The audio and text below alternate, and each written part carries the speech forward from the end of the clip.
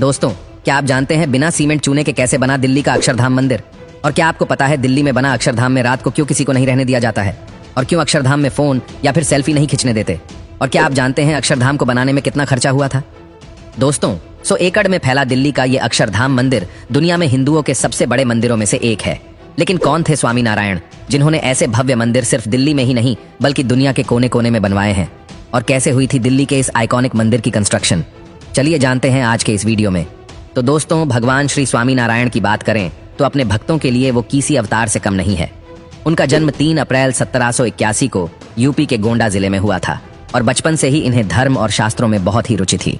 जब उनकी उम्र सिर्फ 11 साल थी तभी उनके माता पिता गुजर गए, जिसके बाद से ये पूरे भारत की यात्रा पर निकल गए। पूरे देश में अपनी यात्राओं के दौरान इन्होंने लाखों भक्त बनाए जो अब उन्हें नीलकंठ वर्णी कहने लगे। दोस्तों, इन्हीं स्वामी नारायण जी के एक शिष्य हुए पुरुषोत्तम प्रियदास जी महाराज, जो एक भव्य मंदिर बनवाना चाहते थे और आखिरकार सन 2000 में इस मंदिर का निर्माण शुरू हुआ।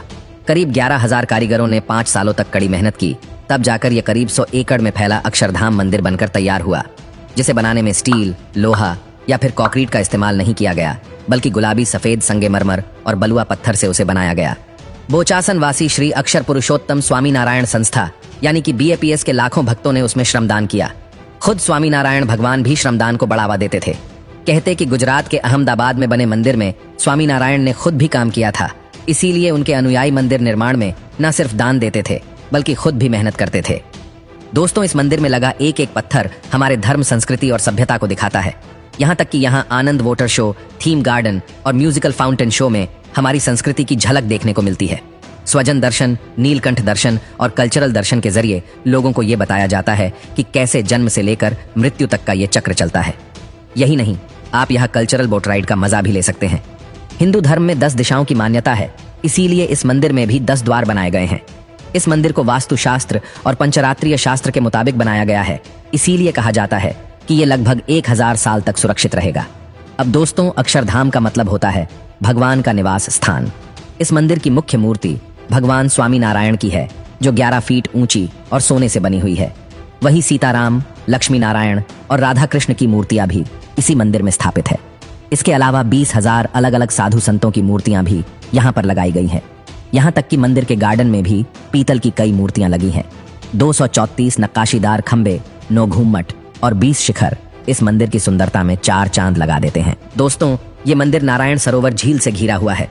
साल 2005 में बनकर तैयार हुए इस मंदिर का उद्घाटन तत्कालीन राष्ट्रपति APJ अब्दुल कलाम ने खुद किया था।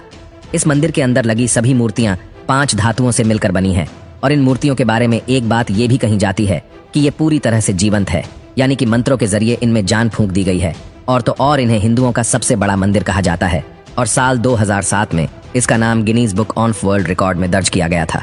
लेकिन दोस्तों, आप भी इस मंदिर की भव्यता का दर्शन करना चाहते हो तो कुछ नियमों का पालन करना होगा। सबसे पहले तो ऐसे कपड़े पहनकर जाए जिसमें आपके घुटने या फिर कंधे ढके हुए हो। इसके बाद मंदिर परिसर में जाने से पहले मोबाइल, कैमरा सब कुछ जमा करना होगा, मतलब अंदर जाकर आप सेल्फी भी नहीं ले सकते। और दोस्तों, बता दें कि ये सब सुरक्षा की वजह से किया गया है, क्योंकि गुजरात के अहमदाबाद में अक्षरधाम मंदिर में हुए हमले के बाद से यहाँ की सिक्योरिटी भी बढ़ा दी गई। इसके अलावा इस बात का भी ख्याल रखें कि सोमवार को यहाँ कभी ना जाए, क्योंकि सोमवार को ये मंदिर बंद रहता है।